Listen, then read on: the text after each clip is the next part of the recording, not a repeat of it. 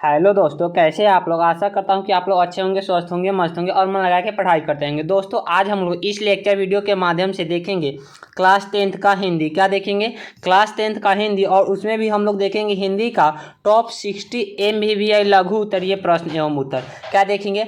जो हमारा टॉप 60 यानी जो भी हमारा उसमें से मेन क्वेश्चन जो 60 MVVI आपको छाट कर यानी सिलेक्टेड क्वेश्चन आपको दिया जा रहा है, उसमें से ये हमारा पार्ट 2 होने वाला है। क्या है? पार्ट 2 होने वाला है, जो कि आपका लघु उत्तरीय प्रश्न एवं उत्तर है। यानी आपको क्वेश्चन के साथ साथ आंसर दिया जा रहा है, तो यह आपका पार्ट 2 होने वाला है। इससे पहले पार्ट 1 में हम लोगों ने 10 क्वेश्चन कंप्लीट कर लिया था।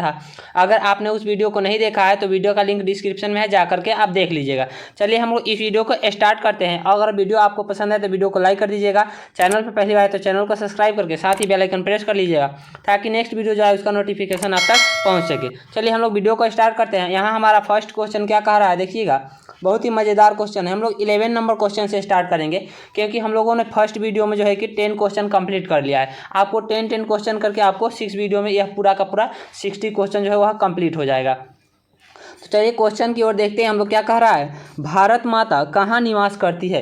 यानी क्वेश्चन बहुत ही प्यारा है। कह रहा है कि भारत माता जो है वह कहाँ निवास करती है, यही आपका क्वेश्चन है। यह आपका जो है बोर्ड एग्जाम में 11 और 12 में पूछ रखा है। यानी आपके बोर्ड एग्जाम में 2 बार अभी पूछ रखा है। चलिए हम आंसर की ओर बढ़ते हैं। क्या कह रहा है? भारत माता कविता में कवि सुमित्रा नंदन पंत। कवि कौन है? यहाँ आपका एक ये ऑब्जेक्टिव क्लियर हो रहा है कि भारत माता कविता जो है उसके लेखक कौन है, तो सुमित्रा नंदन पंत है। तो वही कह रहा है कि भारत माता कविता में कवि सुमित्रा नंदन पंत कहते हैं कि भारत माता गांव में निवास करती है।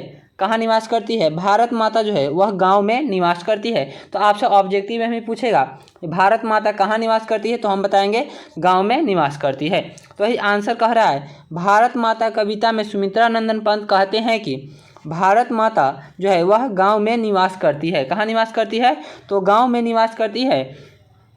गांव में जो सांवली फसल फैली है, यानी गांव में जो भी सांवली फसल फैली है वह भारत माता का धूल भरा मैला आंचल है। क्या है? भारत में जो भी हमारे जो फसल फैला हुआ है, वही कहा गया है कि भारत में जो भी सांवली फसल फैला हुआ है वह क्या है? भारत माता का धूल भरा मैला आंचल है। और गंगा यमुना में जो जल है वह भारत माता के आंसू प्रवाहित है। यानी गंगा यमुना में जो भी जल है वह क्या है? भारत माता के आंसू प्रवाहित है। भारत माता की प्रतिमा मिट्टी की और उदास है। यानी भारत माता की जो प्रतिमा है, मूर्ति है, वह क्या है? वह मिट्टी की है और उदास है या उदासीन है, कह सकते हैं। यही आपका आंसर है। बहुत ही शॉर्ट भाषा में अपने लैंग्वेज में यानी सरल और आसान तरीका से आपको आंसर दिया जा रहा है। तो आप इसको याद जरूर कीजिएगा, क्योंकि यह भी आपको जो भी क्वेश्चन दिया जा रहा है वो आपको सिलेक्टेड क्वेश्चन दिया जा रहा है। और सभी सब्जेक्ट का आपको इसी तरह से सिलेक्टेड क्वेश्चन आपको जो है कि छाँट करके अब दिया जा रहा है। तो आपके एग्जाम का टाइम बहुत लगीच है, यानी काफ़ी टाइम आपके पास कम है। तो आप इस तरह से तैयारी कीजिएगा, तो आपका एग्जाम के लिए अगर आप चाहते हैं कि 90% प्लस करना, तो आप यहाँ से उठा सकते हैं। तो चलिए हम लोग वीडियो में नेक्स्ट क्वेश्चन की ओर बढ़ते हैं। यहाँ पे हमारा नेक्स्ट क्वेश्चन क्या कह रहा है? बहुत ही अच्छा क्वेश्चन है। कह रहा है, आविनियों में प्रत्येक वर्ष कब और कैसा समारोह हुआ करता है? क्वेश्चन समझिएगा, बहुत ही प्यारा क्वेश्चन है। कह रहे हैं कि आविनियों जो है वहाँ पे प्रत्येक वर्ष कब और कैसा समारोह हुआ करता है। समारोह जिसको बोलते हैं, जैसे कोई भी होता है ना फंक्शन, वही समारोह होता है। तो उसको कैसे होता है और कब होता है, या फिर क्वेश्चन आपसे ये दे देगा कि आविनियों क्या है और यह कहाँ अवस्थित है। आविनियों क्या है और यह कहाँ अवस्थित है। आपको आंसर किस प्रकार लिखना है दोनों का मैं आपको बता रहा हूँ। देखिएगा आंसर क्या है। आविनियों दक्षिण फ्रांस का एक पुराना शहर है। आविनियों क्या है? दक्षिण फ्रांस का एक पुराना शहर है जो रोन नदी के किनारे दूसरे ओर अवस्थित है। यानी रोन नदी के किनारे यह जो है वह दूसरे ओर अवस्थित है। तो अब देखिएगा यहाँ पे आपका अगर जैसे ये सेकेंड क्वेश्चन पूछेगा आविनियों क्या है और यह कहाँ अवस्थित है, तो आपका आंसर सिर्फ इतना ही हो जाएगा, आविनियों दक्षिण फ्रांस का एक पुराना शहर है जो रोन नदी के किनारे दूसरी ओर अवस्थित है। अब यहाँ से आपका ये क्वेश्चन का है, जैसे आविनियों में प्रत्येक वर्ष गर्मियों में फ्रांस और यूरोप का एक अत्यंत प्रसिद्ध और लोकप्रिय रंग समारोह हुआ करता है। आप आंसर समझिएगा। क्वेश्चन में जैसे पूछा है कि आविनियों में प्रत्येक वर्ष कब और कैसा समारोह हुआ करता है, वही आपको बताया जा रहा है कि आविनियों जो है वह दक्षिण फ्रांस का एक पुराना शहर है और जो रोन नदी के किनारे अवस्थित है। आविनियों में जो है वह प्रत्येक वर्ष किस समय गर्मियों में फ्रांस और यूरोप का एक अत्यंत प्रसिद्ध और लोकप्रिय रंग समारोह हुआ करता है। पुराने समय में यह कुछ समय के लिए पोप की राजधानी थी। यानी पुराने समय जो था उस समय यह कुछ दिनों के लिए क्या थी, पोप की राजधानी थी। तो आपसे ये भी क्वेश्चन पूछ सकता है कि अविन्यो पुराने समय में क्या थी, तो पोप की वह राजधानी थी। इस प्रकार से आप बता सकते हैं। यह आपका क्वेश्चन बोर्ड एग्जाम में 14 के प्रथम पाली में पूछ रखा है। तो आपके लिए यह काफ़ी इंपॉर्टेंट क्वेश्चन होगा। जो भी क्वेश्चन आपको दिया जाएगा वह आपका सिलेक्टेड क्वेश्चन दिया जाएगा, जो कि आपके एग्जाम की दृष्टि से काफ़ी इंपॉर्टेंट क्वेश्चन होगा। हम लोग यहाँ नेक्स्ट क्वेश्चन देखेंगे। क्या कह रहा है 13 नंबर क्वेश्चन, पपाती कौन थी और वह शहर क्यों लाई गई थी। बहुत ही प्यारा क्वेश्चन है। क्या कहा है, पपाती जो थी वह कौन थी और वह शहर क्यों लाई गई थी। देखिए यह आपके बोर्ड एग्जाम में 12, 13, 14 और 17 यानी इतने बार यह क्वेश्चन आपके बोर्ड एग्जाम में पूछ रखा है। तो आपके लिए काफ़ी इंपॉर्टेंट क्वेश्चन होगा। आपको जो भी लैंग्वेज दिया जाएगा वह बहुत ही सरल और आसान लैंग्वेज में। देखिए आंसर क्या कह रहा है, पपाती गाँव की सीधी साधी विधवा किसान महिला है, वली अमाल की बेटी है। क्या है, पपाती जो है वह कौन थी। आपसे ये भी पूछेगा कि पपाती कौन थी सिर्फ ऑब्जेक्टिव में, तो क्या बताएंगे कि वह जो है कि वली अमाल की बेटी थी। तो वही कहा कि पपाती गांव की एक सीधी साधी विधवा किसान महिला वली अमाल की बेटी थी। यानी वह वली अमाल जो थी वह क्या थी, वो सीधी साधी महिला थी और वह विधवा भी थी, एक किसान महिला थी। तो उसी की बेटी कौन थी, पपाती थी, जो 12 वर्ष की थी। जो कितने वर्ष की थी, 12 वर्ष की। अब 12 वर्ष की कौन थी, तो वह पपाती थी। यानी पपाती की उम्र कितनी थी, तो 12 वर्ष की थी। वह बुखार से पीड़ित थी। वह जो है कि बुखार के कारण जो है कि पीड़ित थी, यानी उसको बुखार लगा हुआ था, जिसके कारण गांव के प्राथमिक हेल्थ सेंटर के डॉक्टर के सलाह से, यानी जो भी गाँव में हमारे जो हेल्थ सेंटर है उसके डॉक्टर के सलाह पर उन्होंने क्या किया, बेहतर इलाज के लिए यानी अच्छे इलाज के लिए वह शहर लाई गई थी। वही कहा गया है कि पपाती कौन थी और वह शहर क्यों लाई गई थी। तो वही आपका आंसर क्या होगा कि पपाती जो थी वह किसकी बेटी थी, वह सीधी साधी एक वली अमाल किसान महिला की बेटी थी और जो 12 वर्ष की थी और वह बुखार से पीड़ित थी, जिसके कारण क्या है, वह अच्छे इलाज के लिए या बेहतर इलाज के लिए वह शहर लाई गई थी। तो यही आपका आंसर है। आशा करता हूँ कि आपको आंसर पसंद आया होगा। अगर आपको आंसर पसंद आए तो वीडियो को लाइक कर दीजिएगा। चैनल पर पहली बार आए तो चैनल को सब्सक्राइब करके साथ ही बेल आइकन प्रेस कर लीजिएगा, ताकि नेक्स्ट वीडियो जो आए उसका नोटिफिकेशन आप तक पहुंच सके और आप वीडियो को अच्छी प्रकार से कंटिन्यू कर सके। और अपने अगर अच्छे लगेगा तो अपने दोस्तों में भी शेयर कर लीजिएगा, ताकि उनका भी कुछ हेल्प हो सके। चलिए हम लोग नेक्स्ट क्वेश्चन देख रहे हैं। क्या कह रहा है, डुमराव की महत्ता किस कारण से है। यानी डुमराव की जो महत्ता है वह किस कारण से है, वही यहाँ पे क्वेश्चन कहा है। आंसर देखिएगा क्या कह रहा है, डुमराव बिहार के बक्सर जिला में स्थित है। डुमराव कहाँ स्थित है, आपसे ये भी क्वेश्चन आ सकता है कि डुमराव जो है वह कहाँ स्थित है। तो यह आपका बिहार के बक्सर जिला में स्थित है। डुमराव की महत्ता इस कारण से है कि यहाँ प्रमुख शहनाई वादक भारत रत्न बिस्मिल्लाह खां का जन्म हुआ। अब देखिएगा यहाँ पे समझने का प्रयास कीजिए। क्या कहा है कि डुमराव की जो महत्ता है वह इस कारण से है कि यहाँ जो है वह क्या है, प्रमुख शहनाई वादक यानी एक प्रसिद्ध शहनाई वादक है जिसको भारत रत्न भी मिला है। तो वह भारत रत्न बिस्मिल्लाह खां का जन्म हुआ जो है वह डुमराव गांव में ही हुआ है। और यहाँ उन्होंने बचपन के 5-6 साल बिताए हैं। यानी उसी गांव में उनका जन्म हुआ है और वहाँ पे उन्होंने 5-6 साल बिताए हैं, जिनके कारण डुमराव की महत्ता है। वही कहा है कि जिनकी शहनाई की धुन पूरे दुनिया में थी। यानी जो कौन थे, ये भारत रत्न से जो सम्मानित बिस्मिल्लाह खां थे, इनके जो शहनाई की जो धुन थी, यानी इन्होंने जो शहनाई बजाया करता था उसकी धुन क्या थी, पूरे दुनिया में थी। यानी इनका जो बजाने का तरीका था वह बहुत लोगों को काफ़ी पसंद आया था। उनकी धुन काफ़ी लोगों को बेहतर लगता था, अच्छा लगता था। वही कहा गया कि उनकी शहनाई की जो धुन थी वह पूरे दुनिया में थी। शहनाई और डुमराव एक दूसरे के पूरक है। यानी शहनाई जो है और डुमराव वह दोनों एक दूसरे के पूरक बने हुए हैं। यह आपका बोर्ड एग्जाम में 12 और 15 के सेकंड वाली में पूछ रखा है, तो क्वेश्चन आपके लिए इंपॉर्टेंट होगा। चलिए नेक्स्ट क्वेश्चन देखते हैं। यहाँ पे हमारा 15 नंबर क्वेश्चन क्या कहा है, मंगम्मा का अपनी बहू के साथ किस बात को लेकर विवाद था। क्या कहा है, मंगम्मा को अपनी बहू के साथ किस बात को लेकर विवाद था।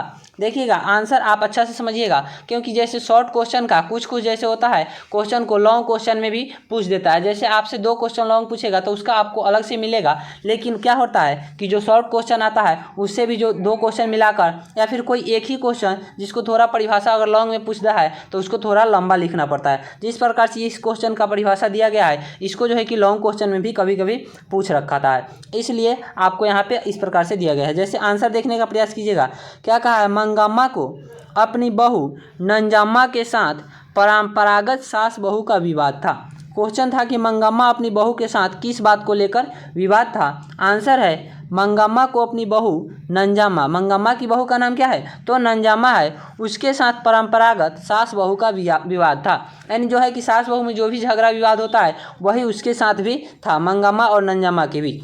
मंगम्मा अपने बेटे पर अधिकार चाहती थी। मंगम्मा क्या है, वह अपने बेटे पर अधिकार चाहती थी, परंतु उसकी बहू जो है वह अपने पति पर अधिकार चाहती थी। यहाँ पे समझिएगा क्या कहा है कि मंगम्मा जो है वह अपने बेटे पर अधिकार चाहती थी, जबकि उसकी पत्नी जो थी बहू, यानी मंगम्मा की बहू जो थी वह क्या करती थी, वह अपने पति पर अधिकार चाहती थी। अब देखिएगा यहाँ पे कोई भी जैसे कि होती है माँ होती है तो वह अपने बेटे पर अधिकार चाहती है, लेकिन जब उसकी शादी हो जाती है तो क्या होता है, उसके पत्नी जो होती है वह अपने पति पे अधिकार चाहती है। तो वही कह रहा है कि मंगम्मा अपने बेटे पर अधिकार चाहती थी, जबकि उसकी बहू अपने पति पर अधिकार चाहती थी। एक दिन मंगम्मा की बहू अपने बेटे को खूब पीटा। क्या कहा है कि एक दिन जो है वह मंगम्मा की बहू अपने बेटे को खूब पीटा, यानी मंगम्मा की जो बहू नंजाम्मा थी तो वो अपने बेटे को अर्थात मंगम्मा के पोते को उन्होंने अपने क्या किया, खूब पीटा। तो मंगम्मा ने पोते की पिटाई पर बहू को डांटा। क्या किया, मंगम्मा ने जो है वह पोते की पिटाई को देखी तो वह बहू को डांटा, तो दोनों में विवाद छिड़ गया। जब उन्होंने डांटा यानी उनकी क्या की, जब माँ पीट रही थी क्या बेटे को, अपने पुत्र को, तो दादी वहाँ पे क्या की, उस अपने बहू को डांटी, जिसके कारण दोनों में विवाद छिड़ गया। जब मंगम्मा ने अपने बेटे से बहू की शिकायत की तो मंगम्मा क्या किया, तो मंगम्मा के बेटे ने अपनी पत्नी का पक्ष लिया। यहाँ पे समझिएगा क्या कहा, जब मंगम्मा ने जो इस पिटाई की, इस विवाद का जो है कि जब अपने बेटे से यानी बहू की शिकायत की तो उन्होंने क्या किया, मंगम्मा ने मंगम्मा के जो बेटे थे वह अपनी पत्नी का पक्ष लिया, यानी वह माँ की पक्ष नहीं लेकर वह अपनी पत्नी का पक्ष लिया। इस बात पर मंगम्मा अपने बेटे से कहने लगी, पत्नी ने तुम पर जादू टोना किया है। यानी उस पर जो है कि इस बात पे क्या क्या उसकी माँ ने बोलने लगी कि पत्नी जो है वह तुम पे जादू टोना किया है। इस बात पर मंगम्मा अपने बेटे और बहू से अलग रहने लगी। यानी इसी बात को लेकर उन्होंने क्या हुआ, उन दोनों के बीच में थोड़ी थोड़ी बात की विवाद थी, जिसके कारण मंगम्मा जो है वह कुछ दिनों तक अपने क्या किया, अपने बेटे और बहू से अलग रहने लगा। तो यही आपका क्वेश्चन का आंसर था। यह आपके बोर्ड एग्जाम में यह जो है कि आपके बोर्ड एग्जाम में इतनी बार पूछ रखा है। जैसे देखिए यह आपके लिए 12, 14, 17, 19 और 22 यानी काफ़ी बार क्वेश्चन पूछ रखा है। कभी यह लॉन्ग फॉर्मेट में पूछता है तो कभी शॉर्ट फॉर्मेट में पूछता है। तो आपके लिए यह काफ़ी इंपॉर्टेंट क्वेश्चन होगा, इसलिए आप इसको परिभाषा को अच्छी प्रकार से याद कीजिएगा। चलिए नेक्स्ट क्वेश्चन की ओर हम लोग बढ़ते हैं। यहाँ पे हमारा नेक्स्ट क्वेश्चन 16 नंबर क्या कह रहा है, छायाएं दिशाहीन सब ओर क्यों जान पड़ती हैं। यानी छायाएं जो है वह दिशाहीन सब ओर क्यों जान पड़ती है, यही आपका क्वेश्चन है।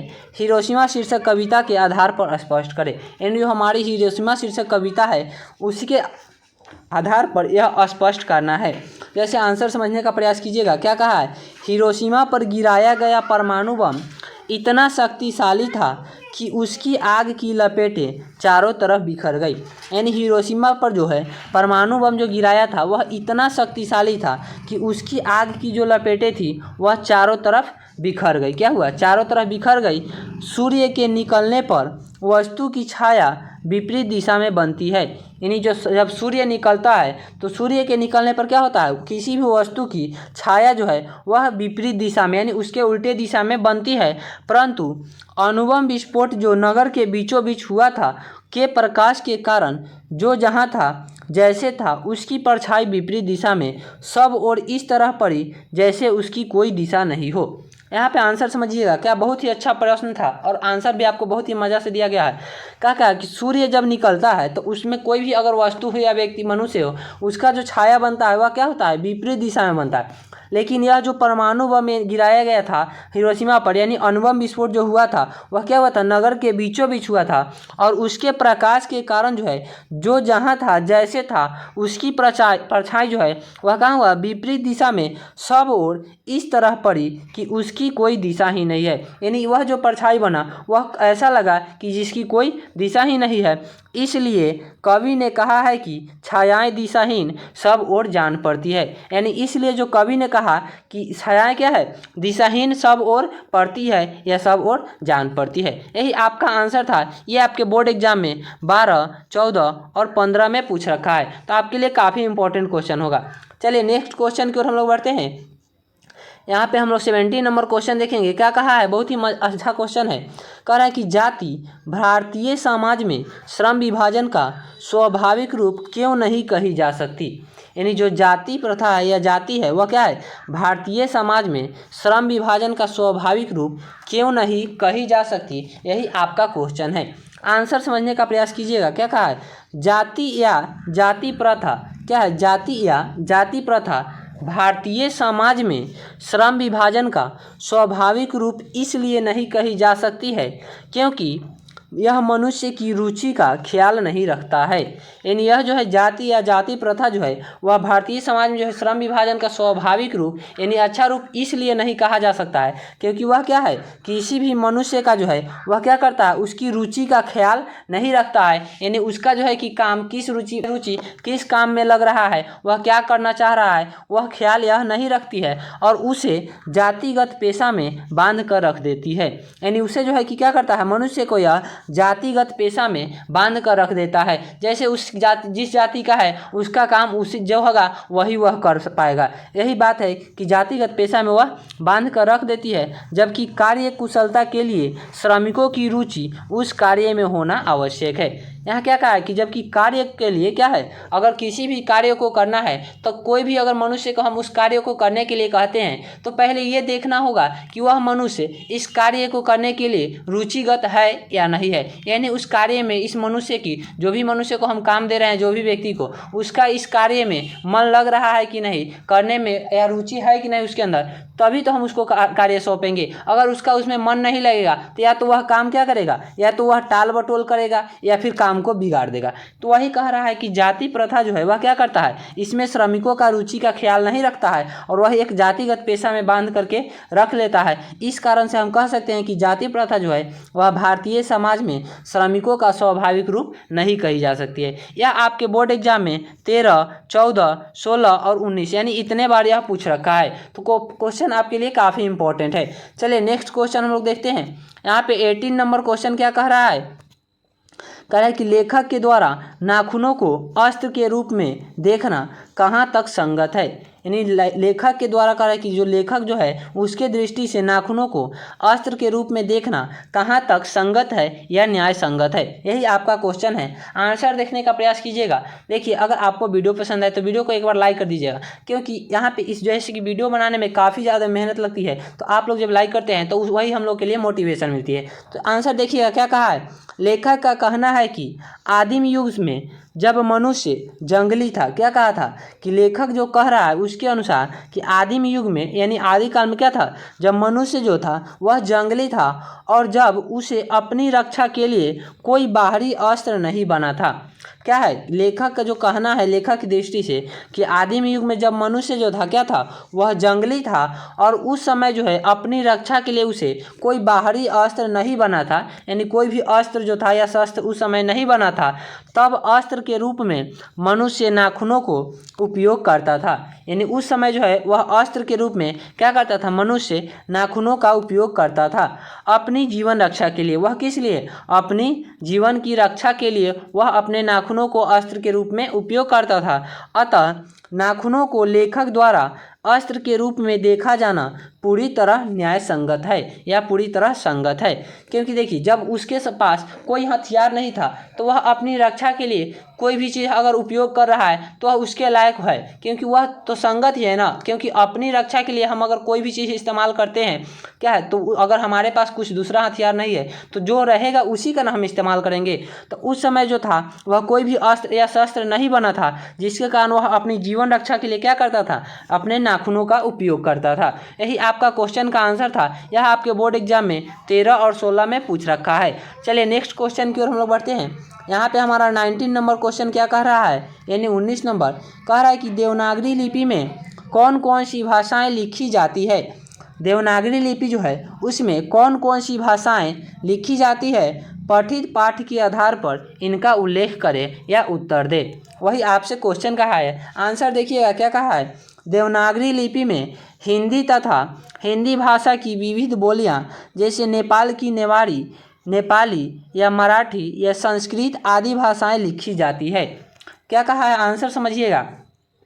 देवनागरी लिपि में हिंदी तथा हिंदी भाषा की विविध बोलियां, यानी हिंदी तो उसमें लिखा ही जाता है, उसके अतिरिक्त हिंदी की विविध बोलियां यानी विभिन्न प्रकार की भाषाएं जैसे और नेपाल की नेपाली या नेवारी, मराठी, संस्कृत आदि भाषाएं लिखी जाती है। यानी ये सभी जो भाषाएं हैं इस लिपि में, देवनागरी लिपि में लिखी जाती है।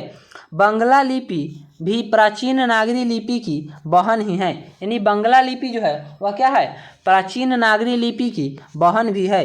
यानी आपसे ये ऑब्जेक्टिव में भी पूछ देगा कि बंगला लिपि प्राचीन नागरी लिपि की क्या है, तो वहाँ पे आपको आंसर देना कि बहन है।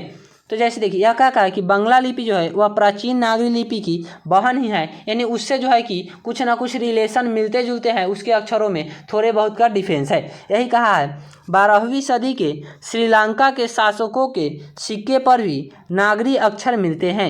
यानी जो 12वीं सदी के जो क्या है, श्रीलंका के जो शासक है उनके सिक्के पर भी नागरी अक्षर में मिलते हैं। यानी जो भी उनके सिक्के पर कोई भी अंक अंकित है वह नागरी अक्षर में मिलते हैं। और अकबर के सिक्कों पर क्या है, और अकबर के सिक्कों में भी रामसिया शब्द नागरी लिपि में ही अंकित है। यानी अकबर के जो सिक्के हैं उन पर जो रामसिया शब्द लिखा गया है वह भी नागरी लिपि में ही अंकित है। तो आपसे पूछेगा कि अकबर के सिक्के पर कौन सा शब्द अंकित है, तो आपका बताना होगा कि रामसिया शब्द, या फिर पूछेगा कि अकबर के सिक्कों पर रामसिया शब्द किस भाषा में अंकित है, तो आपको बताना होगा कि वह नागरी लिपि में अंकित है। यही आपका आंसर था।